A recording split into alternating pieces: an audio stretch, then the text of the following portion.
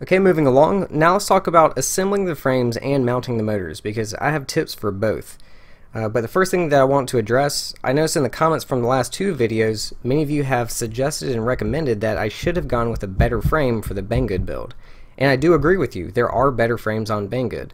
But like I said before, the purpose of this video series is not about what my favorite parts are or anything like that. It's purely for information, and I purposely made these as different as possible to bring you guys twice as much information in one video series. This is going to be like your True X small body frame.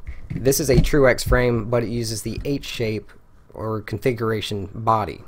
So they're going to be a little bit different. The way we mount things on the inside of these are going to be a little bit different, and therefore you guys get a little bit more information. But you don't have to go with this frame, go with any frame you want, because you're going to get all the information you need either way.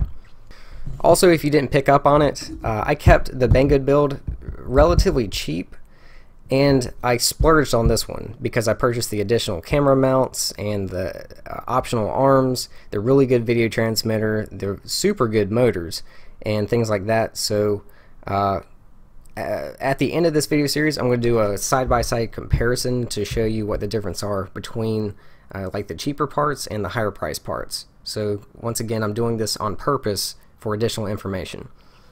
Now, the reason I say go ahead and assemble your frames is because this is going to let you know what hardware you are missing. Not only that, but you can start picturing how you want everything mounted on the inside of these frames, or whichever frame you choose to go with.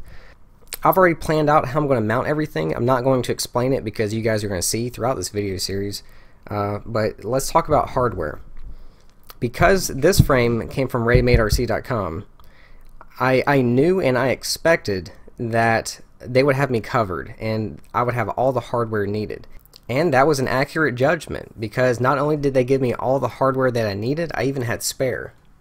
So at the end of this, I ended up with one spare short bolt, one spare long bolt, and one spare steel locking nut. With the Banggood frame, it was the exact opposite. It did come with some hardware, like bolts and the standoffs, but these locking nuts that go on the bottom, I supplied these on my own because they were not included with the frame. Not only that, but they provided enough bolts to mount the standoffs on the bottom side, but I only had one bolt remaining for the top of the plate. So these 7 additional bolts I had to supply on my own. So that just goes to show you the difference between a Ready-Made RC frame and I can't say a Banggood frame because they do have authentic parts, but this one is a clone and a knockoff, and I actually expected that to happen. And for that reason, that's why I recommend, like, this is my little parts tray. I've got bolts in every size, and tapered and button head from 5mm, 6, 8, 10, 12, 14, extra standoffs in every size. Steel nuts, aluminum nuts in M3 and M5, nylon nuts, nylon standoffs, nylon bolts. Got my rubber bands, Velcro double-sided silicone pad, all my stuff to soft mount everything, and just a bunch of other stuff. So it's always really good to have these things on hand because you will need it from time to time, and that was the case for this frame. If I didn't have the spare hardware, then I would have been screwed. And the real kicker is, this frame was what, $16, $17? This one was $22 or $23, so go figure. As for mounting the motors, this is really important to pay attention to. The #1 cause for guys frying motors are going to be the bolts being too long and coming in contact with the coils. And guys do this all the time and not even realize that they're doing it, because sometimes, actually more often than not, the motor won't fry immediately. The motor is just going to act really weird. It's going to twitch, it's going to just do strange things, and then eventually it will fry. And because it doesn't fry immediately, that leaves guys wondering what went wrong. So on Multirotor #1, like I said, I'm going with the Rifle 2206 motors, and it does come with hardware. So I'm going to take these bolts that came with these motors and I will stick it through these arms. And I want to pay attention to how much of the bolt is sticking out. And if you do choose to use soft mounts, then go ahead and place those on. and now I see how much of the bolt is sticking out. So this amount is good because this is the same thickness as the bottom of the motor. So it's not too long, it's not too short. If it were too short, it's going to rip the threads out of the bottom of the motor once you crash. If it's too long, it's going to come in contact with the coils. But one thing I really like about these motors are, for one, you can actually see the coils because the bottom housing of the motor is missing, and they do that for better airflow. These motors are really cool.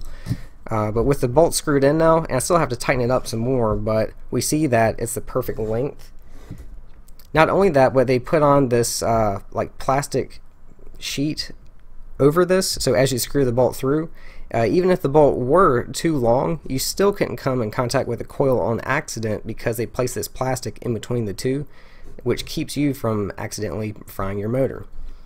For the Banggood build, I went with the Racer Star 2205 motors, and these actually did come with hardware. Now, and that's a great thing because not all motors come with hardware. But the even better thing is this actually came with two separate size bolts. We've got some longer bolts and we've got some shorter bolts. Just by eyeballing it, I can already tell that I'm going to need the longer bolts. So once again, I'm going to place this through, put my motor soft mount on, just eyeball how much of the motor is sticking out.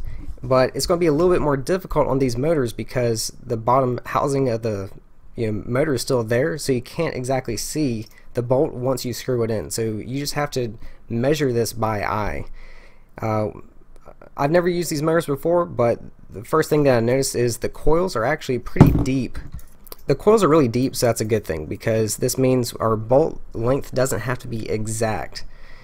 And judging by how much is sticking out of the arm, I have nothing to worry about. So make sure you do this. Make sure the bolt is not coming in contact with the coils or your motor will fry eventually.